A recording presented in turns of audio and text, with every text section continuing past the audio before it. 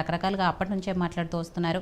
అధికారంలోకి వచ్చిన తర్వాత దీని మీద సమగ్ర విచారణ చేపట్టి మొత్తం లోపాలన్నీ బయట పెడతా ఉన్నారు. అట్లే నిన్న మంత్రుల బృందం వెళ్ళింది కాబట్టి అక్కడ ఏం జరిగింది, ముఖ్యంగా మేడిగడ్డకు సంబంధించి అక్కడ గతంలో కుంగింది కాబట్టి ప్రాజెక్టు, దాంట్లో ఎలాంటి లోపాలు ఉన్నాయి ఇవన్నీ కూడా పార్టీ మాట్లాడింది. దీని మీద సమగ్ర విచారణ చేపడతాము, ఏదైతే ఎక్కడైతే కుంగిందో దాన్ని మళ్ళీ రీడిజైన్ చేయాల్సిన పరిస్థితి ఉంది, అది ఎంతవరకు సాధ్యాసాధ్యాలు ఇవన్నీ కూడా మాట్లాడిన పరిస్థితిలో నిన్న యాక్చువల్గా వెళ్ళిన తర్వాత అక్కడ ఏం కనిపించింది, ఏం సందర్శించారు, ఎలా జరుగుతుంది, ఇక మీద దాని మీద ఎలాంటి చర్యలు తీసుకోవాలనుకుంటున్నారు? అదే మేడం, గతంలో కేసీఆర్ గారు మానస పుత్రికని, కేసీఆర్ గారు మెదడుని రంగరించి రక్తాన్ని చిమ్మించి చెమటను ఓడ్చి రకరకాల పదజాలాలు ఉపయోగించి ప్రాజెక్టును కట్టినామని చెప్పినారు. కట్టిన తర్వాత ఏం చేశారంటే ఇది ఒక ఇంజనీరింగ్ అద్భుతం, ఏ నెట్లో కొట్టినా ఏ బుక్లెట్ చూసినా లేకుంటే ఎక్కడ చూసినా కూడా ఇదొక ఇంజనీరింగ్ అద్భుతాన్ని ఆవిష్కరించారు కేసీఆర్ గారు. రివర్స్ పంపింగ్ సిస్టమ్ ద్వారా నీళ్లు తీసుకొచ్చారు అని చాలా గొప్పగా చెప్పారు. చెప్పి ప్రజలందరినీ కూడా బస్సులు కట్టి లేకుంటే వీలైతే మీ వాహనాల్లో వేసుకొని చూసి రండి, ఇంత గొప్ప అద్భుతాన్ని మీరు ఎక్కడ చూసి ఉండరు, కలగని ఉండరు. అసలు కాంగ్రెస్ వాళ్ళకి ఏం తెలుసా, పనికి వాళ్ళ సన్నాసులు ఎదవలు ఇటువంటి అద్భుతాన్ని చూడలేక కళ్ళు ఓరవలేక ఇట్లా మాట్లాడుతున్నారని మమ్మల్ని పెద్ద ఎత్తున విమర్శలు చేశారు. అసలు చిన్న స్థాయి నాయకుడి నుంచి ముఖ్యమంత్రి గారి వరకు మమ్మల్ని ఏదో సన్నాసుల్లాగా ఎదవల్లాగా చిత్రీకరించడం మొదలుపెట్టారు. నేను కూడా ఇప్పుడు అదే అంటున్నాను, నేను ఆ పదజాలాలు ఉపయోగించను, కానీ ఇంజనీరింగ్ అద్భుతమే. ఒక ఇంజనీరింగ్ డిగ్రీ లేనటువంటి ఒక వ్యక్తి డిజైన్ చేస్తే ఎట్లుంటుంది, ఒక ఇంజనీరింగ్ చదువుకోనటువంటి వ్యక్తి నదులకు నడకలు ఏర్పాలనే ప్రయత్నం చేస్తే ఎట్లుంటుంది, ఇది ఒక అద్భుతమే. ఎందుకంటే ఇటువంటి అద్భుతాన్ని ఎక్కడ చూసలేము, ఈ రోజు వరకు కూడా చూడలేదు మనం. ప్రపంచవ్యాప్తంగా కానీ దేశవ్యాప్తంగా కానీ రాష్ట్రాల్లో కానీ ఎక్కడన్నా పిల్లలు కుంగిపోయిన సంఘటన చూసారా? ఇది అద్భుతం కాకుండా మరేమిటి? కాళేశ్వరం అనేది ఒకవేళ ఈ యాంగిల్లో చూసినా కూడా ఒక మహా అద్భుతమే. ఎందుకంటే ఎంత దోయాలనో అంత దోసేశారు దీని మీద. మేము వాస్తవాలు చెప్తే ప్రజలు అప్పుడు నమ్మలే. కాలక్రమేణా జరుగుతున్నటువంటి పరిస్థితులు అన్నీ చూస్తే నేచర్ ఆల్సో, అంటే నేచర్ కూడా అప్పుడప్పుడు నేచర్ కూడా కొంత ఓపిక ఉంటుంది, అది నేచర్ కూడా కొంచెం సహకరించి వాస్తవాన్ని తెలియజెప్పింది ప్రజలకు. మేడిగడ్డ పిల్లర్లు 2 పిల్లర్లు గుంగగానే వీళ్ళు ఏమని చెప్పినారు అంటే ఏదో కుట్రకోణం దాగి ఉంది, కాంగ్రెస్ వాళ్ళు ఏదో బాంబులు పెట్టినట్టు అంతా మాట్లాడినారు. అంటే కాంగ్రెస్ వాళ్ళు పెట్టినని చెప్పకుండా కాంగ్రెస్ వాళ్ళు పెట్టిండొచ్చు అనే ఒక భావన కల్పించేలాగా మాట్లాడారు. విచారణ చేశారు, ఏమో చేశారు, అది కాదన్నారు, కింద అది అన్నారు, ఇది అన్నారు. మొత్తానికి వాళ్ళు చెప్పినటువంటి ప్రాజెక్ట్ ఏంటంటే 1,00,000 కోట్లతో, అంటే 1,00,000 కోట్ల ఖర్చుతో మేము 1 కోటి ఎకరాలకు నీళ్ళు ఇచ్చామని చెప్పారు. తుంగతుర్తి నియోజకవర్గానికి పోయినా, ఆదిలాబాద్కు పోయినా, ఖమ్మానికి పోయినా, ఏడికి పోయినా ఏ నీళ్ళు చూసినా, ఏ గుట్ట మీద చూసినా, ఏ కట్ట మీద చూసినా, చెరువులో చూసినా మత్తడు దొరుకుతున్నాయి, ఇది చెరువులు అలుగు పోస్తున్నాయి, చేప పిల్లలు గలగల్లాడుతున్నాయి. ఎన్ని పదాలు మేడం, సాహిత్యంలో లేని పదాలని చెప్పి వీళ్ళు. తీరా చూస్తే ఈరోజు 1,28,000 కోట్లతోటి 1,00,000 ఎకరాలకు కూడా నీళ్ళు రాలే. అందులో 1000 ఎకరాలు కేసీఆర్ గారి. ఇప్పుడు ఫామ్ హౌస్లో ఉన్నటువంటి 1000 ఎకరాలు ఆ కేసీఆర్కి 1000 ఎకరాలు తీసేస్తే 96,000 కోట్లకే. అంటే మీరు ఒకసారి గమనించాలి, ఇక్కడ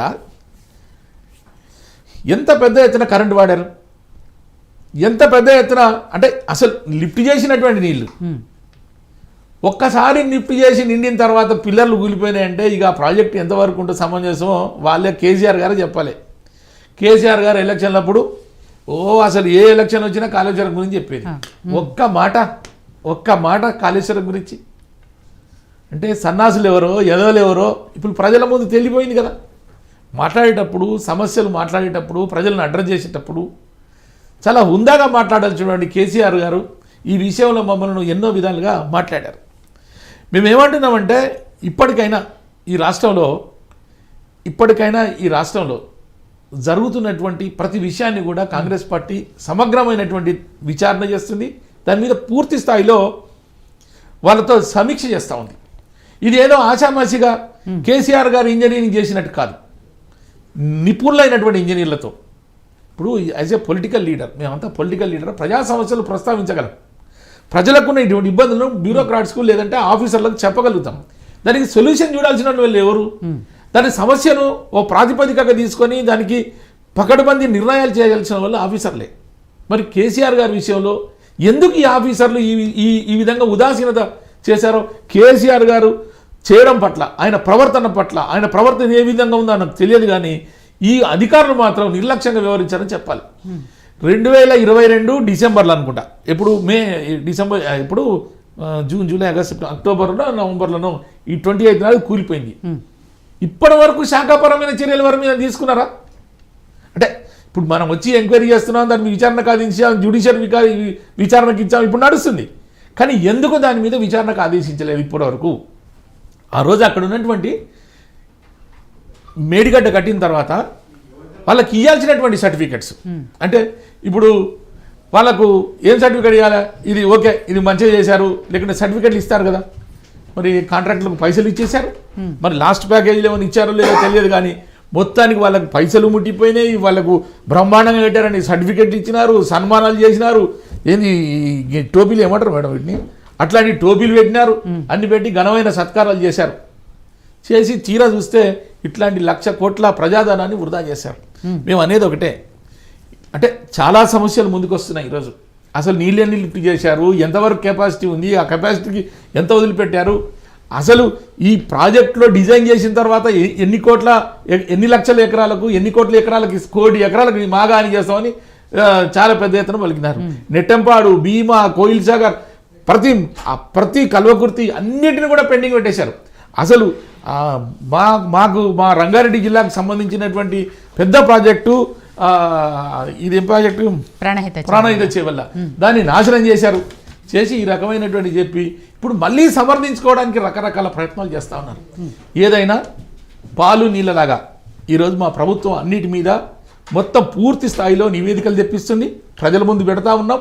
ఇప్పటికే 90% పెట్టాం, ఇంకా కూడా టెక్నికల్గా అందరితో మాట్లాడుతూ ఉన్నాం. ఇది ఎవరికి వ్యతిరేకమో, ఇప్పుడు కేసీఆర్ గారికి వ్యతిరేకమో, లేకుంటే పొలిటికల్ పార్టీకి వ్యతిరేకమో, లేకుంటే అప్పుడు ఉన్నటువంటి ఇంజనీర్లకు వ్యతిరేకం కాదు. ఇది ప్రజలకు సంబంధించినటువంటి ఆస్తిని కాపాడుకునేటువంటి భాగంలో మేము ఇవన్నీ చేస్తా ఉన్నాం. ఎవరైనా చేయాల్సినటువంటి బాధ్యత ఇది.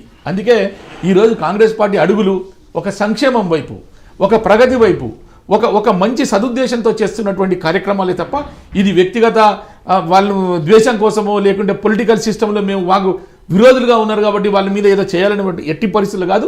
1,00,000 కోట్ల దురానాన్ని వృధాగా తిన్నందుకు ఖచ్చితంగా ఎవరు తిన్నా, అది కాంగ్రెస్ పార్టీలో ఉండని, ఇంకోళ్ళు ఉండని, ఆ పార్టీ నుంచి మా పార్టీకి వచ్చిన వాళ్ళు కొందరు ఉండొచ్చు, అట్లా ఎవరున్నా సరే ఎంక్వైరీ చేసి నిజాలు బయటికి తీసి మా పార్టీలో ఉన్నా, ఆ పార్టీలో ఉన్నా, ఏ పార్టీలో ఉన్నా ఖచ్చితంగా చర్యలు తీసుకోవాల్సిందే. దురదృష్టవశాత్తు కేంద్రానికి కూడా మేము నివేదికలు ఇచ్చాం చాలాసార్లు. ఆ కేంద్ర నివేదికలు ఇప్పటివరకు ఏమైనా బుటదాఖలు చేసినారు. సరే, పొలిటికల్ సిస్టంలో ఎన్నైనా ఉండనివ్వండి, కానీ ప్రజాధనాన్ని, ప్రజలను, సంక్షేమాన్ని కాపాడుకోవాల్సినటువంటి బాధ్యత పొలిటికల్ పార్టీగా, ఒక అధికారంలో ఉన్న పార్టీగా మా మీద ఉంది. కాబట్టి ఖచ్చితంగా మేము ఆ దిశలో ప్రయత్నిస్తాం.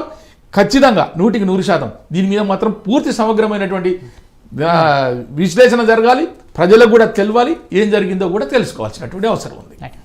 కమలాకర్ రెడ్డి గారు, గతంలో కేసీఆర్ గారు ఆయనే డిజైనర్ అయ్యి, ఆయనే ఇంజనీర్ అయ్యి, ఆయనే మేస్త్రి అయ్యి, ఆయనే కూలీ అయ్యి అన్ని రకాలుగా కాళేశ్వరం ప్రాజెక్టుని చేపట్టారు. తెలంగాణకు 1,00,00,000 ఎకరాల మాగాణి చేస్తాం దీని ద్వారా అని చెప్పారు. కానీ 1,00,000 కోట్లు పెట్టి చేసిన ప్రాజెక్టును చేపట్టిన ప్రాజెక్టు కనీసం 1,00,000 ఎకరాలకు కూడా సాగునీరు అందట్లేదని చెప్పేసి అప్పటి ప్రతిపక్షంగా ఉన్న కాంగ్రెస్ పార్టీ, ఇప్పుడు అధికారంలో ఉన్న కాంగ్రెస్ పార్టీ ప్రతిపక్షంగా అదే చెప్పింది, ఇప్పుడు ప్రభుత్వాల్లోకి వచ్చిన తర్వాత కూడా అదే చెప్తోంది. కాబట్టి నిన్న మంత్రులు వెళ్ళారు, వాళ్ళు సందర్శించారు, ఏం జరిగిందో స్వయంగా చూశారు. కాబట్టి మేడిగడ్డ దగ్గరే ఏం జరిగింది అనేది పిల్లర్